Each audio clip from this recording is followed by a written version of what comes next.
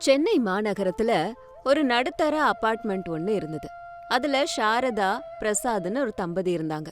அவங்களோட ஒரே பையன் ரமேஷ். அவனுக்கு அனாமிகான்னு ஒரு மனைவி. அவங்க 2 பேருக்கும் ஒரு பையன் இருக்கான், ஹரிஷ். பொண்ணு நவ்யா. அனாமிகா கிராமத்துல இருந்து வந்த பொண்ணா இருந்தாலும் சிட்டி லைஃப் பழக்கப்பட்டாலும் அவளோட கைமணம், சமையல் இன்னும் அது மாறவே இல்ல. அனாமிகா கிச்சனுக்குள்ள போனாலே போதும், அந்த அபார்ட்மெண்ட் முழுக்க கமகமன்னு மனம் வீச ஆரம்பிக்கும். அக்கம் பக்கத்துல உள்ளவங்க, அனாமிகா இன்னைக்கு நீ என்ன சமையல்மா செஞ்சன்னு கேட்காம இருக்க மாட்டாங்க.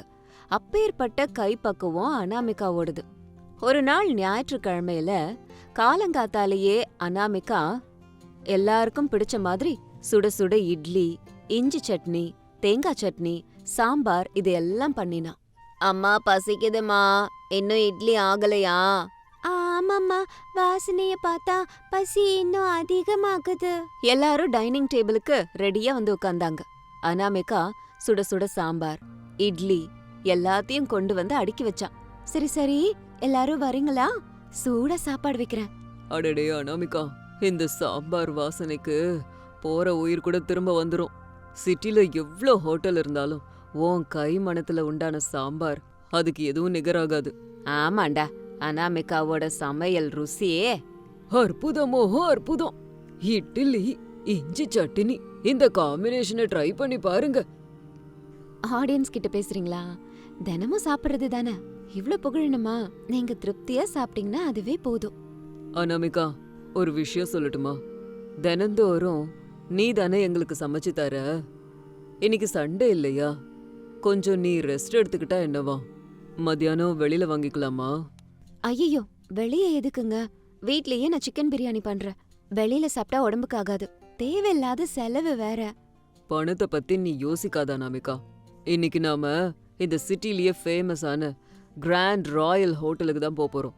அங்க சாப்பாடு அல்டிமேட்டா இருக்குமா. என்னோட ஃப்ரெண்ட்ஸ் கூட நிறைய பேர் சொன்னாங்க. ப்ளீஸ் அனாமிகா, ஒரே ஒரு தடவை, வேணான்னு சொல்லாத. Hi daddy, super! Grand hotel, பெரிய ஹோட்டலு. போலாமா ப்ளீஸ்? ஆமாம்மா, இன்னைக்கு நீங்க சமைக்க வேண்டாம், அங்க போய் என்ஜாய் பண்ணலாம். பசங்க அவ்வளோ கேக்குறாங்க இல்லையா, ஒத்துக்கோமா. எங்களுக்கும் அந்த பெரிய ஹோட்டல் எப்படி இருக்குன்னு பார்க்கணும். சரிங்க அத்தை, எல்லாரும் இவ்ளோ அடம் பிடிக்கும் போது என்ன பண்ண முடியும்? சரி போகலாம் அப்படின்னு மத்தியானத்துக்கு எல்லாரும் சேர்ந்து அந்த கிராண்ட் ராயல் ஹோட்டலுக்கு வந்தாங்க. அங்க இருக்கிற சூழல் அனாமிகாக்கு கொஞ்சம் அன்கம்ஃபர்டபுளா இருந்துச்சு. என்னங்க, என்ன இங்க லைட்ஸ் இவ்ளோ டிம்மா இருக்கு? நம்ம என்ன சாப்பிடுறோம்னு பார்த்து சாப்பிடணும்ல. அனாமிகா, பெரிய ஹோட்டல்ஸ்லாம் இப்படிதான். இதுதான் அவங்களுக்கு ரிச் லுக்கு கொடுக்கும். அதெல்லாம் கண்டுக்காத, வா உள்ள போலாம் அப்படின்னு சொல்லிட்டு ஒரு பெரிய ரவுண்ட் டேபிள்ல எல்லாரும் வந்து உட்கார்ந்தாங்க. வெயிட்டர் வந்து மெனு கார்டை கொடுத்தான். அனாமிகா அவங்களோட மெனுவை பார்த்தா ஆடி போயிட்டா. ஐயோ எம்மாடி அத்தை, இத பாத்தீங்களா? ஒரு பிளேட் சாதம் 300 ரூபாவாம், சப்பாத்தி 100 ரூபாவாம். என்ன அத்தை பகல் கொள்ள? இந்த பணத்தை வச்சு நம்ம வீட்டுக்கு ஒரு வாரம் காய்கறி வாங்கலாம் தெரியுமா? ஆமாமா, விலைய பார்த்தா நெஞ்செல்லாம் பதறுது. பச்சை தண்ணி குடிச்சிட்டு கிளம்புவோமா? இங்க வந்ததுக்கு அப்புறம் நம்ம அப்படி பண்றது நல்லா இருக்காது சாரதா. புள்ள இஷ்டப்பட்டு கூட்டிட்டு வந்திருக்கான் இல்லையா, ஏதாவது ஒண்ணு ஆர்டர் பண்ணுங்க. அனாமிகா, தயவு செஞ்சு விலையெல்லாம் பார்க்காதீங்க, டேஸ்ட பாருங்க. இங்க எல்லாமே ரொம்ப நல்லா இருக்கும். உனக்கு என்ன வேணும்னு சொல்லு. எனக்கு என்ன தெரியுங்க இந்த பேரெல்லாம்? அதான் பசங்களுக்கு எப்போதுமே பிடிக்கிற மாதிரி பன்னீர் பட்டர் மசாலா, சிக்கன் பிரியாணி அதையே சொல்லுங்க. பசங்களுக்கும் அது ரொம்ப பிடிக்கும்ல. சரி சரி, வெயிட்டர், 4 பட்டர் நான், 2 பன்னீர் பட்டர் மசாலா, 3 சிக்கன் தம் பிரியாணி, ஸ்டார்டர்ஸ்ல சிக்கன் 65 கொண்டு வாப்பா. அந்த இடத்துக்கு வந்த வெயிட்டர் ரமேஷ் கிட்ட, ஓகே சார், 20 மினிட்ஸ் ஆகும் சார் அப்படின்னு சொல்லிட்டு சுமாரா ஒரு 40 நிமிஷம் கழிச்சு சாப்பாடு கொண்டு வந்தான். அத சாப்பிட்ட உடனேயே அனாமிகாவோட முகமே மாறி போயிடுச்சு. அனாமிகா முகத்திலே தெரியுது அவளுக்கு சாப்பாடு பிடிக்கலன்னு. அச்சிச்சே, என்னங்க இது? என்னாச்சு அனாமிகா, காரமா இருக்கா? காரமா இருந்தா சந்தோஷப்பட்டிருப்பேன். இது வேற. இது பன்னீர் மாதிரியே இல்ல, ஏதோ ரப்பர் மாதிரி இருக்கு. எவ்ளோ கடிச்சாலும் மசிய மாட்டேங்குது. காய்கறி கூட வேகவே இல்லங்க. காரமும் இல்ல, உப்பும் இல்ல, கலர் தண்ணில தக்காளிய கரைச்ச மாதிரி இருக்கு. தித்திப்பா வேற இருக்கு. அடச்சி, இது என்ன பிரியாணியா? அரிசிய கழுவவே இல்ல, கறியும் வெந்த மாதிரி இல்ல, மசாலா வாசனையே வரலையே. இவ்ளோ பணத்தை கொடுத்து இப்படி சாப்பாடு கொடுத்துருக்காங்களேடா. நம்ம அனாமிகாவோட கோங்குரா சிக்கனுக்கு முன்னாடி இதெல்லாம் நிக்க முடியுமா? இது வேலைக்காகாதுடா. தேவையில்லாம பணத்தை வீணடிச்சிட்டு இருக்கோம். அப்பா, சிக்கன் 65 கூட செல்லன்னு இருக்குப்பா. சாரிடா கண்ணா, இங்க நல்லா இருக்கும்னு ஃப்ரெண்ட்ஸ் எல்லாம் சொன்னதுனால தான் உங்களுக்கு சர்ப்ரைஸ் கொடுக்க இங்க கூட்டிக்கிட்டு வந்தேன். இதை நான் எதிர்பார்க்கவே இல்லை. இருங்க, மேனேஜரை கூப்பிடுறேன். எக்ஸ்கியூஸ் மீ, மேனேஜரை கூப்பிடுங்க. அப்படின்னு கூப்பிட்ட உடனேயே சூட் கோட்டெல்லாம் போட்டுக்கிட்டு இருந்த மேனேஜர் பயங்கர ஸ்டைலா நடந்து டேபிளுக்கு வந்தாரு. அவரோட முகத்துல ஏதோ ஒரு திமிரு தெரிஞ்சுது. Yes sir, I am the manager. Any problem? சாப்பாடு நல்லாவே இல்லை சார். இந்த பன்னீர் பாருங்க, ரப்பர் மாதிரி இருக்கு. பிரியாணில டேஸ்டே கிடையாது. சார், இது ஆத்தென்டிக் மொகலாய் ரெஸ்டாரண்ட். எங்க பன்னீர் இப்படி தான் இருக்கும், கொஞ்சம் சியூ பண்ணணும். பிரியாணி கூட மைல்டாக தான் இருக்கும். உங்களுக்கு நல்ல ஸ்பைசி ஃபுட்டு தான் பழக்கம் போல இருக்கு. லோக்கல் டேஸ்ட் பட்ஸ் இருக்கிறவங்களுக்கு எங்க இன்டர்நேஷனல் ஸ்டாண்டர்ட் ஃபுட் பிடிக்காது. என்ன சொன்னீங்க? லோக்கல் டேஸ்ட் பட்ஸா? எங்களுக்கு ருசி தெரியாதுன்னு சொல்ல வரீங்களா? கூல் மேடம், ஏன் கத்துறீங்க? இங்க இருக்கிற எல்லாரும் ஹை கிளாஸ் பீப்புள். உங்கள மாதிரி ஆட்களுக்கு எங்க ஃபுட்டை பத்தி கமெண்ட் பண்ற அருகதை இல்ல. எங்க ஷெஃப் லண்டன்ல ட்ரைனிங் முடிச்சவர். லண்டன்ல சமையல் கத்துக்கிட்டு அங்க ரெஸ்டாரண்ட் வை. சென்னையில ரெஸ்டாரண்ட் வச்சா இங்க இருக்கிறவங்களுக்கு பிடிக்கணும். இங்க இருக்கவங்களாம் நான் லண்டன்காரங்களா? பன்னீர் வாயில வச்சா கரைஞ்சு போகணும். இப்படி ரப்பர் மாதிரியா இருக்க முடியும்? பிரியாணினா வாசனை வாசல் வரைக்கும் வரணும். வாய்கிட்ட கொண்டு போனாலும் பிரியாணில இருந்து ஒரு வாசனையும் வரல. சாப்பாடு சூடா சர்வ் பண்ணணுங்கிற பேசிக் சென்ஸ் இருக்கா? லுக் மேடம், உங்களுக்கு பிடிக்கலன்னா பில்லை கட்டிட்டு போயிட்டே இருங்க. அதை விட்டுட்டு ரெஸ்டாரண்ட்டை திட்டுற வேலை வச்சுக்காதீங்க. வீட்டில் சமைக்கிற பெண்களுக்கு ப்ரொஃபஷனல் குக்கிங் பற்றி என்ன தெரியும்? கிச்சனில் 4 பாத்திரம் தேய்க்கிறது, தக்காளி ரசம் வைக்க தெரியும். ஃபுட்டை பற்றி உங்களுக்கு என்ன தெரியும்? வார்த்தையை அளந்து பேசுங்க மேனேஜர் சார். சமைக்கிறதுங்கிறது ஒரு கலை, சயின்ஸ் கிடையாது. பாத்திரம் தேய்க்கிற பெண்கள்னு குறைச்சு மதிப்பிடாதீங்க. இந்த பெண்கள் சமைச்சாதான் உங்கள மாதிரி ஆண்கள் வயிறார சாப்பிட்டுட்டு இந்த மாதிரி ஹோட்டலுக்கு வேலைக்கு வர முடியும். எங்களால ஹோட்டல் நடத்த முடியாதுன்னு நினைக்கிறீங்களா? தம் கட்டி பேசுறது ஈஸி மேடம், தம் பிரியாணி செய்யறது கஷ்டம். உங்களுக்கு தம் இருந்தா இதே மாதிரி ஹோட்டல்ல ஆரம்பிச்சு காட்டுங்க பார்க்கலாம், அப்புறம் பேசிக்கலாம். இதை நான் சேலஞ்சா எடுத்துக்கிறேன். இந்த சிட்டி ஆளுங்க உண்மையான சாப்பாட்டு ருசினா என்னன்னு தெரிஞ்சுக்கிற மாதிரி நான் பண்றேன். இங்க இந்த சிட்டி சென்டர்லயே கிராமத்து ஹோட்டல்னு ஒரு ரெஸ்டாரண்ட் வைக்கிறேன். நாட்டுக்கோழி குழம்புனா என்ன, ராகி களினா என்ன, கோங்குரா ருசினா என்னன்னு எல்லாருக்கும் காட்டுறேன். அப்புறம் பார்க்கலாம் ஜனம் இந்த இன்டர்நேஷனல் ஃபுட் சாப்பிடுறாங்களா இல்ல நம்ம லோக்கல் ஃபுட் சாப்பிடுறாங்களான்னு. ஞாபகத்துல வச்சுக்கோங்க, என்னோட பேரு அனாமிகா. அனாமிகா, போயிடலாம் வா. இவங்களோட எதுக்கு வம்பு? இல்லங்க, இந்த ஆள் என்னோட ஈகோவை டச் பண்ணிட்டாரு. இந்த ஆள் சமையல மட்டும் அவமானப்படுத்தல, பெண்களையே அவமானப்படுத்தி பேசிருக்கான். வாங்க போலாம் அப்படின்னு சொல்லிட்டு அனாமிகா வேகமா அந்த ரெஸ்டாரண்ட்டை விட்டு வெளியில வந்தா. ரமேஷ் பில்ல கட்டிட்டு வந்தான். ஆனா அனாமிகா மனசு இன்னும் ஆறவே இல்ல. அந்த அவமானம் அப்படியே இருந்துச்சு. அன்னைக்கு ராத்திரி அனாமிகாவால தூங்க முடியல. கண்ணை மூடனா அந்த மேனேஜர் சிரிப்பு, அந்த ஆள் சொன்னதையே ஞாபகம் வந்துச்சு. மறுநாள் காலையில ரமேஷ் கூட பேசினா. என்னங்க, நான் ஹோட்டல் ஆரம்பிக்கலான்னு முடிவு பண்ணிருக்கேன். நீங்க எனக்கு சப்போர்ட் பண்ணுவீங்களா? அனாமிகா, நீ கோவத்துல இருக்கன்னு நினைக்கிறேன். ஹோட்டல் வைக்கிறதெல்லாம் சாதா விஷயம் கிடையாது. முதலீடு வேணும், இடம் வேணும், மனிதர்கள் வேணும். என் கையில இருக்க தங்க வலையில வித்துட்டேங்க. தெரிஞ்சவங்க கிட்ட எல்லாம் நம்ம சின்ன சின்னதா கடன் வாங்குவோம். என்ன ஆனாலும் சரி, நான் அந்த மேனேஜருக்கு பதிலடி கொடுக்காம விட மாட்டேன். பணம் சம்பாதிக்கிறதுக்காக இல்லங்க, நம்ம கலைய அவங்க முன்னாடி நிலை நிறுத்தணும். அந்த இடத்துல சாரதா வந்தாங்க. அனாமிகா, நீ எடுத்த முடிவு எனக்கு பிடிச்சிருக்கு.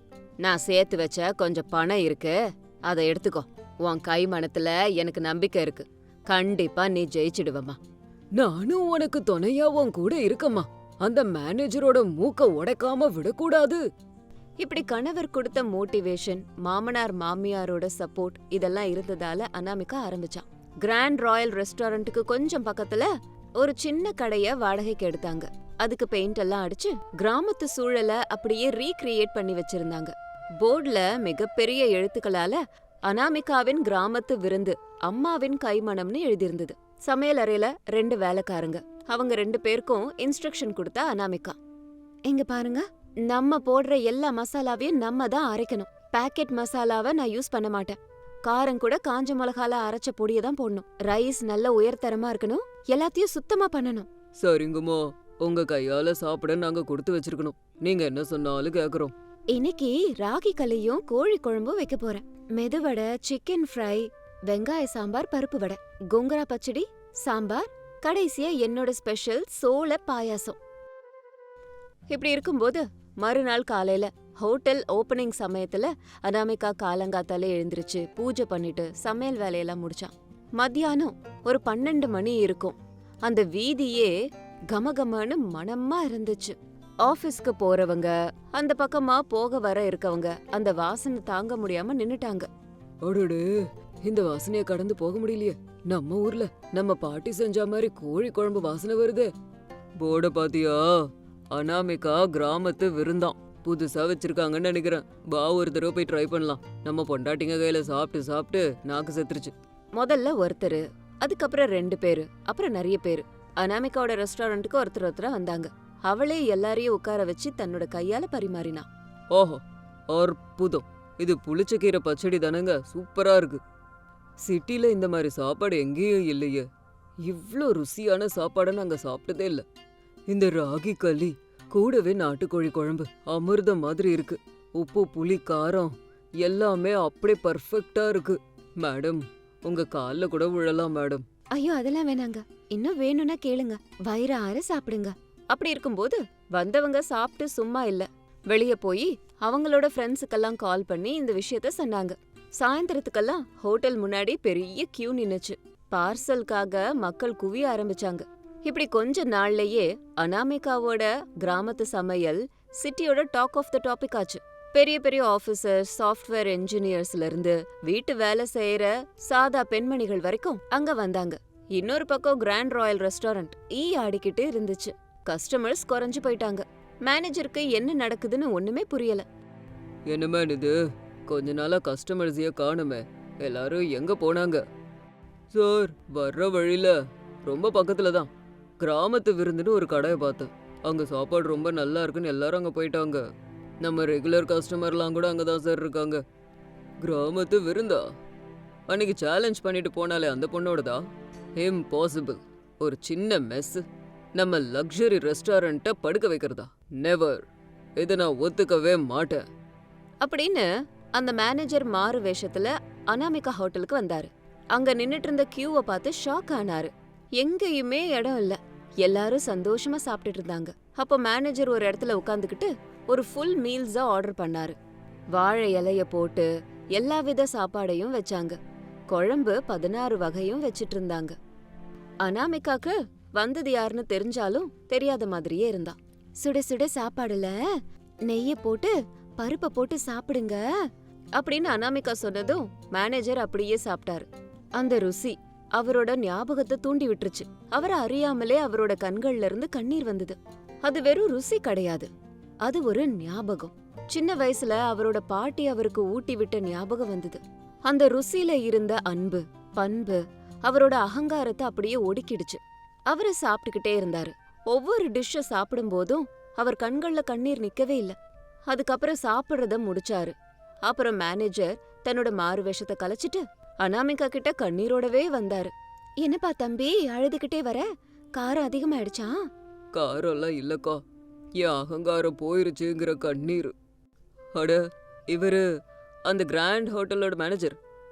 ஆமா ஆமா சார், உங்களை நான் அன்னைக்கு அவமானப்படுத்தி அனுப்பிச்சிட்டேன். என்ன மன்னிச்சிருங்க அனாமிகா மேடம். சமையல்னா வெறும் இன்கிரீடியன்ஸை கலக்கிறது தான் நினைச்சேன். அதுல அன்பையும் கலக்கணும்னு இன்னைக்கு தான் தெரிஞ்சுக்கிட்டேன். உங்க கை மனத்துக்கு முன்னாடி எங்க இன்டர்நேஷனல் டேஸ்ட் நிக்க முடியாதுதான். நான் அதை ஒத்துக்கிறேன். நான் தோத்துட்டேன் மேடம். இதுல ஜெயிக்கிறது தோக்கிறது எதுவுமே கிடையாதுங்க. ருசிங்கிறது நாலேஜுக்கு சம்பந்தப்பட்டது இல்ல, மனசுக்கு சம்பந்தப்பட்டது. எங்க கிராமத்து சமயத்துல விருந்தோம்பல் உங்களுக்கு புரியும்னு நினைக்கிறேன். கண்டிப்பா புரியுது மேடம். நாளையில இருந்து எங்க ரெஸ்டாரண்ட்ல கூட ஃப்ரோசன் ஃபுட்டை தூக்கி போட்டு ஃப்ரெஷ்ஷான சாப்பாடு செய்ய ஆரம்பிக்கிறோம். நீங்க தான் எனக்கு குருசாமி அப்படின்னு சொல்லிட்டு மேனேஜர் அங்கிருந்து போயிட்டாரு. அன்னைக்கு ஹோட்டல்ல மூடினதுக்கு அப்புறம் அனாமிகாவோட குடும்பம் வீட்டுக்கு வந்தது.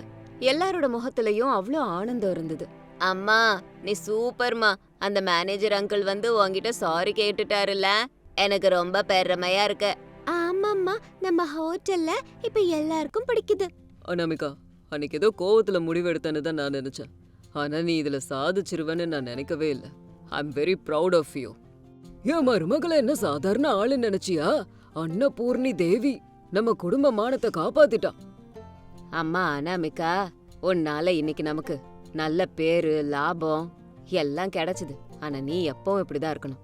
ஹோட்டல் ஓனரா இருந்தாலும் கோடீஸ்வரியா இருந்தாலும் நான் ஒரு அம்மா, இந்த வீட்டோட மருமக. பேரு அனாமிகாவாக்கும். என் சீக்ரெட் என்ன தெரியுமா? உங்க எல்லார் மேலயும் இருக்கிற அன்பு. எல்லாரும் திருப்தியா சாப்பிடணுங்கிற எண்ணம். வா அனாமிகா, இன்னைக்கு உன்னோட வெற்றியை செலிப்ரேட் பண்ணலாம். உன் கையாலேயே அந்த பாயாசத்தை கொடு. ஸ்வீட்டோட இந்த நாளை முடிப்போம். கண்டிப்பாங்க. இப்படி எல்லாரும் சிரிச்சுக்கிட்டே அனாமிகா செஞ்ச பாயாசத்தை சாப்பிட்டு சந்தோஷப்பட்டாங்க. அனாமிகாவோட இந்த வேகம் ஒரு சின்ன அவமானத்துல ஆரம்பிச்சது. இன்னைக்கு அவ ஒரு சக்சஸ்ஃபுல் ஆண்டர்பிரனரா இருக்கா. கிராமத்து ருசிய சிட்டிக்கு அறிமுகப்படுத்தி எல்லாரையும் ஆரோக்கியமாவும் ஆனந்தமாவும் திருப்திகரமாவும் மாத்துனா. இந்த ஸ்டோரி உங்களுக்கு பிடிச்சா லைக், ஷேர், கமெண்ட் பண்ணுங்க. ஜனவரி 26 காலையில 6 மணிக்கு பிரசாத் வீட்ல அனாமிகா குடியரசு தினம்ங்கிறது வெறும் அரசு விடுமுறை மட்டும் இல்ல, அது நம்ம சுதந்திரத்தோட பிரதிபலிப்பு. பிரசாத் தன்னோட பழைய ரேடியோவை டியூன் பண்ணாரு. அதுல ஒரு தேசபக்தி பாடல் பிளே ஆச்சு. சாரதா, கேட்டியாமா? இத கேக்கும்போது உடம்பெல்லாம் சிலிர்க்குது. இந்த பாடகியோட குரல்ல தான் என்ன ஒரு காந்த சக்தி. அதுல இருக்க தேசபக்தி என்னமா வெளிப்படுது. இன்னைக்கு நம்ம நாட்டுக்கே ரொம்ப சிறந்த நாள் இல்ல? ஆமாங்க, இன்னைக்கு நீங்க அடம் புடிச்சு கொடியை ஏத்தணும்னு சொல்லிக்கிட்டு இருந்தீங்களே, அனாமிகாவை பாத்தீங்களா? காலையில 4 மணிக்கே எழுந்திரிச்சிட்டான். வாசல பண்டிகை கால வாசல் மாதிரி ஆக்கிட்டான். ஆனா உங்க சின்ன மருமகளுக்கு பண்டிகைனாலே ஷாப்பிங்கு, துணிமணி, நகை நட்டு தான். சின்ன வயசுல குடியரசு தினம்னா ஒரு நல்ல காரியமா நாங்கெல்லாம் பாப்போம். நம்ம புள்ளைங்களுக்கு இதனோட மதிப்பு தெரியறதில்ல.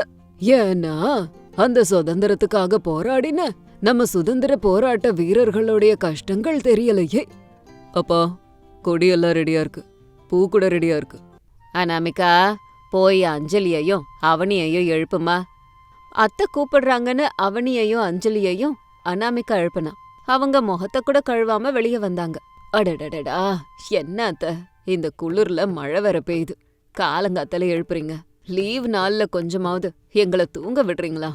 ஆமா அத்த, அருண் நல்லா கொரட்டை விட்டு தூங்கிட்டு இருக்காரு. ரிபப்ளிக் டேனா கவர்மெண்ட் குடுக்கற லீவ் இல்ல. இந்த லீவு நாள்ல கூட 5 மணிக்கே எழுப்புறீங்களே, அது எங்க ஃபண்டமெண்டல் ரைட்ஸ கெடுக்கிற மாதிரி இல்ல? ஃபண்டமெண்டல் ரைட்ஸ் பத்தி பேசுற தகுதி நமக்கு எப்ப வரும்னு தெரியுமாமா? நம்ம தேசத்துக்கு ராஜாங்கம் ஏற்பட்ட இன்னைக்குதான். நீங்க இவ்வளவு சுதந்திரமா பேசுறதுக்கு இந்த நாட்டை சேர்ந்த, இந்த மண்ணை சேர்ந்த எத்தனையோ போராட்ட தியாகிகள் கஷ்டப்பட்டு இருக்கிறாங்க. அந்த நாளை மறந்து போய் இப்படி பேசுறது சரியா? உங்க மாமா சொல்றது முற்றிலும் சரி. அனாமிகாவை பாத்தீங்களா, பொறுப்பா இருக்கா பாருங்க. அக்கா எப்பவுமே அப்படிதானே அத்தை. நாங்கெல்லாம் இருக்கிறது 2026, ஆனா அக்கா இருக்கிறது 1950s. எங்களுக்கு இன்னைக்கு நிறைய வேலை இருக்கு அத்தை. ஆன்லைன்ல கிரேட் ரிபப்ளிக் டே சேல் நடக்க போகுது. நாங்க முதல்ல போய் ஆர்டர் பண்ணணும். டிஸ்கவுண்ட் முடிஞ்சிரும் அத்தை. ஆமா அக்கா, எல்லாரும் அழுறதுக்கு ரெடியா இருப்பாங்க. அவனி, அஞ்சலி, இந்த சந்தோஷம்லாம் வெறும் தற்காலிகம்தான். இன்னைக்கு நம்ம வீட்டு முன்னாடி நம்ம கொடியை ஏத்த போறோம். அது மட்டும் இல்ல, சாப்பிடுறதுக்கு நிறைய பேரை நம்ம கூப்பிட்டு இருக்கிறோம். இது மாமாவோட கோரிக்கை. நீங்க 2 பேரும் சீக்கிரமா ரெடியாகி புடவைய கட்டிட்டு வாங்க. புடவையா? இந்த குளிர்லையா? இன்ஸ்டால போட்டோ போட்டா எல்லாரும் எப்படி சிரிப்பாங்க தெரியுமா? சும்மா இருக்கா நீ வேற. சிரிக்கிறவன் காரணம் கிடைச்சா எல்லாத்துக்கும் சிரிப்பான். தேசபக்தி இருக்கிறவங்க அப்படியெல்லாம் சிரிக்க மாட்டாங்க. போய் மாத்திட்டு வாங்க, இல்லைன்னா உங்களுக்கு இன்னைக்கு ஃபோன் கிடையாது. சாரதா ஃபோனுன்னு சொன்ன உடனேயே அவனியும் அஞ்சலியும் வேகமா அங்கிருந்து போனாங்க. அனாமிகா வேகமா கிச்சனுக்குள்ள போய் வேகமா சமைக்க ஆரம்பிச்சா. இன்னைக்கு சமையல் கூட தேசபக்திய வெளிப்படுத்துற விதத்துல இருக்கணும்னு சொல்லிட்டு அடுப்பு மேல அனாமிகா கேரட் ஹல்வா செஞ்சா. அதுக்கு பக்கத்துல வெள்ளை இட்லி, பச்சை கலர்ல புதினா சட்னிய ரெடி பண்ணினா. கொஞ்ச நேரத்திலேயே அவனியும் அஞ்சலியும் ரெடியாகி வந்தாங்க. அக்கா, என்னது இது? சமையல்ல கூட கொடி கலர் தானா? உனக்கு தேசபக்தி முத்தி போயிடுச்சுக்கா. ஆமாக்கா, கேரட் ஹல்வா ஓகே, புதினா சட்னி எதுக்கு? அது என்ன இவ்ளோ பச்சையா இருக்கு? ஏதாவது கலர் கலந்தியா? எந்த கலரும் கலக்கலடி, எல்லாமே இயற்கையானதுதான். நம்ம சாப்பிடுற சாப்பாடுல கூட தேசபக்தி இருக்கணும்னு நான் நினைச்சுதான் பண்ணினேன். எவ்ளோ வீரர்கள் அவங்களோட உயிரை கூட பொருட்படுத்தாம அபாயகரமான இடங்கள்ல டியூட்டி பண்றாங்க. நம்ம ஊர்ல இருக்கிற ராணுவ வீரர்கள் குடும்பத்துக்கு இந்த ஒரு வேளை இந்த கலர்ல சாப்பாடு போட்டா அவங்க ரொம்ப சந்தோஷப்படுவாங்க. சரி சரி, ஏதோ ஒண்ணு.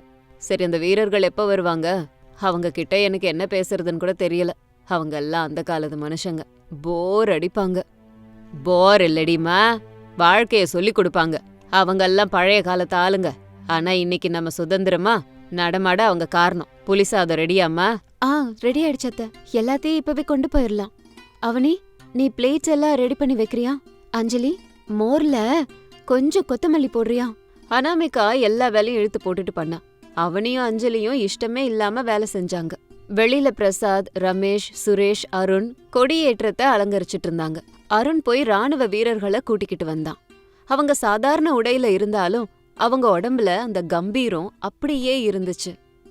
வணக்கம் பிரசாத் ஐயா, எங்களை அழைச்சதுல நாங்க ரொம்ப சந்தோஷப்படுறோம். நமஸ்காரம் மகேஷ் ஐயா. வணக்கம் நண்பர்களே, இன்னைக்கு நீங்க எங்க வீட்டுக்கு வர்றத நாங்க அதிர்ஷ்டமா நினைக்கிறோம். வாங்க, வந்து உட்காருங்க. எங்களுக்கு பதவி பென்ஷன்லாம் முக்கியம் இல்ல பிரசாத் ஐயா. இந்த நாடு எங்களை இப்படி கௌரவப்படுத்துறது தான் நாங்க விரும்புறோம். எங்க கஷ்டங்கள் எல்லாத்தையும் மறந்துடுவோம். அனாமிகா, சாரதா, அஞ்சலி, அவனி வெளியே வந்தாங்க. அனாமிகா காவி உடையில ரொம்ப அழகா நின்னுட்டு இருந்தா. அவனி வெள்ளை உடையிலையும் அஞ்சலி பச்சை உடையிலையும் இருந்தா. ஓஹோ பிரசாத் ஐயா, உங்களோட மருமகள்கள் அந்த பாரத மாதா மாதிரியே ரொம்ப அழகா தயாராகிருக்காங்க. இது எல்லாமே என் பெரிய மருமக அனாமிகாவோட ஐடியா. எங்க வீட்ல உள்ள ஒவ்வொரு விஷயமும் இன்னைக்கு தேசபக்திய பிரதிபலிக்குது. வாங்க, கொடியை ஏத்தலாம். கொடியை ஏத்துற நிகழ்வு நடந்துச்சு. எல்லாரும் சல்யூட் பண்ணி நின்னாங்க. எல்லாரும் ஒன்னா சேர்ந்து தேசிய கீதத்தை சந்தோஷமா பாடினாங்க. அவங்க எல்லாரும் தேசிய கீதத்தை பாட ஆரம்பிச்சதும் அந்த இடமே நிசப்தமாயிடுச்சு. அவனியும் அஞ்சலியும் ஆரம்பத்துல கொஞ்சம் தமாஷ் பண்ணாலும் போக போக அவங்களும் அந்த பாட்டை கேட்க கேட்க சீரியஸ் ஆனாங்க. அதுக்கப்புறமா எல்லாரும் சாப்பிட வந்து உட்கார்ந்தாங்க. டேபிள் மேல மூவர்ணத்துல சாப்பாடு இருந்தது.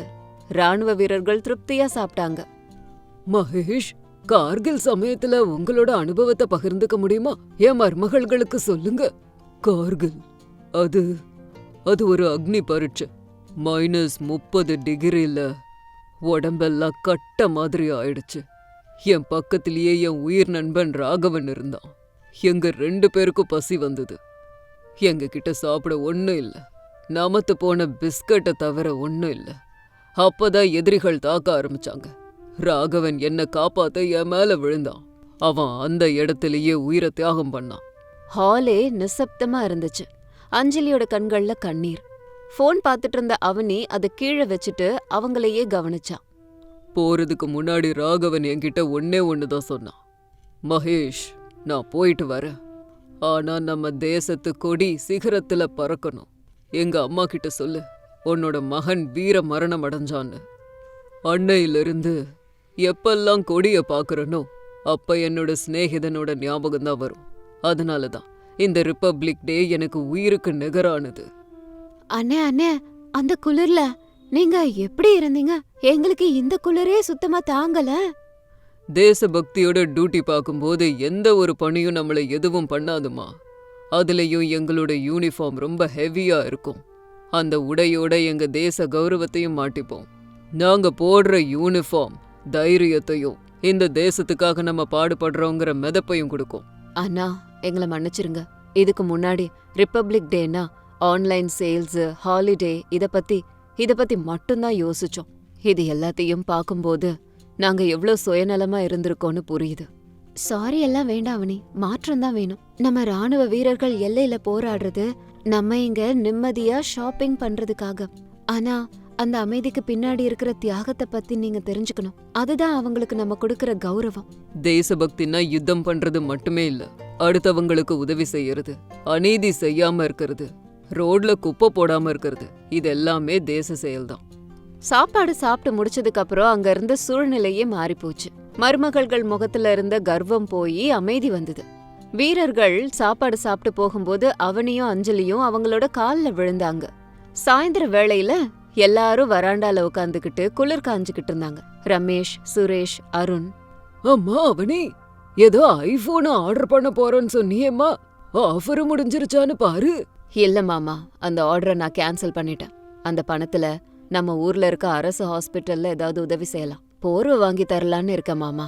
இந்த குளிர்ல பாவம் அவங்க எல்லாரும் ரொம்ப நடுங்கிட்டு இருக்காங்க. நான் கூட வாட்ச் வாங்கலான்னு இருந்தேன், அதான் கேன்சல் பண்ணிட்டேன். அந்த பணத்தை கூட இன்னும் கொஞ்சம் பணத்தை சேர்த்து நம்ம அரசு பள்ளியில படிக்கிற பசங்களுக்கெல்லாம் புத்தகங்கள், பெண்ணெல்லாம் வாங்கி தரலாம்ல. அந்த யோசனை இப்பதான் வந்தது. அந்த அண்ணா சொன்ன மாதிரி சின்ன சின்ன சேவைகள் நம்ம தேசத்துக்கு செய்யற சேவைக்கு சமம். அனாமிகா, பாத்தியாமா அவளுங்களுக்கு உள்ள வந்திருக்க மாற்றத்தை? உன்னோட பொறுமை, ராணுவ வீரர்கள் பேச்சு இவளுகளை மாத்திருச்சு. அத்த, தேசபக்தி எல்லாருக்குள்ளயும் இருக்கும். அதுக்கு கொஞ்சம் நெருப்பு வச்சா போதும். தேசபக்திங்கிற நெருப்பு கொழுந்து விட்டு நம்ம எல்லாருக்குள்ளயும் எரியும். இன்னைக்கு ரிப்பப்ளிக் டே அந்த வேலையை செஞ்சிருக்கு. இன்னைக்குதான் உண்மையான பண்டிகை நடந்திருக்குப்பா. 3 பேரும் தேசத்தை பத்தி எப்படி பேசுறாங்க பாத்தீங்களா? ஆமாண்டா ரமேஷ், தேசங்கிறது பூபாலம் மட்டும் இல்ல. தேசம்னா மனிதர்கள். அந்த மனிதர்களுக்குள்ள இருக்கிற அன்பு, பாசம், மரியாதை, இது எல்லாமே அடங்கும். ஆமாம்பா, நாளையில இருந்து நான் கூட என்னோட பிசினஸ்ல பிளாஸ்டிக் பையை யூஸ் பண்ண வேண்டான்னு நினைக்கிறேன். நம்ம தேசத்தோட இயற்கை வளத்தை காப்பாத்தணும்னா அதை ஒழிக்கணும். நான் கூட ஹெல்மெட் இல்லாம போக போறதில்ல. சட்டத்தை மதிக்கிறதும் நம்ம தேசத்துக்கு செய்யற நல்ல செயல் இல்ல. இந்த பனி அவங்களுக்கு குளிர கொடுத்தாலும் தேசபக்திங்கிற ஒரு வெப்பம் அந்த 3 மருமகள்களையும் கதகதப்பா வச்சுது. அனாமிகாவோட பொறுமை, அவனியோட ஆலோசனை, அஞ்சலிக்குள்ள மாற்றம், இது எல்லாமே அந்த சுதந்திர தினத்தை சிறப்பான நாளா மாத்துச்சு. மாமா, எல்லாருக்கும் சுட சுட இஞ்சி பால் கொண்டு வந்து தரேன், குடிச்சிட்டு படுத்து தூங்குங்க. கண்டிப்பாமா, இன்னைக்கு நான் ரொம்ப நிம்மதியா படுத்து தூங்குவேன். என்னோட மகன்களும் மருமகள்களும் தேசத்து மேல காட்டின அன்பை நான் இன்னைக்கு பார்த்ததுக்கு அப்புறமும் என்னோட மனசு நிம்மதியா இருக்காதா என்ன? அனாமிகா பாலை சூடு பண்ணிக்கிட்டு இருக்கும்போது அவனியும் அஞ்சலியும் அவளுக்கு உதவி செய்யறதுக்கு தேசத்தோட மூவர்ண கொடியா ஒன்னா சேர்ந்தாங்க. என் தங்கமான மருமகள்கள் இப்படியே ஒன்னா இருக்கணும். நம்ம வீடு ஒரு பாரத விலாசாவே மாறிடுச்சு. உண்மைதான் அத்த, பாரத் மாதா கி ஜெய். எல்லாரும் சேர்ந்து வாழ்த்துனாங்க. அனாமிகா தமிழ் டிவி நேர்கள் எல்லாருக்குமே குடியரசு தின நல்வாழ்த்துக்கள். இது இன்னைக்கு ஸ்டோரி. இன்னொரு ஸ்டோரியோட மறுபடியும் மீட் பண்ணலாம். அது வரைக்கும் பாய் பாய்.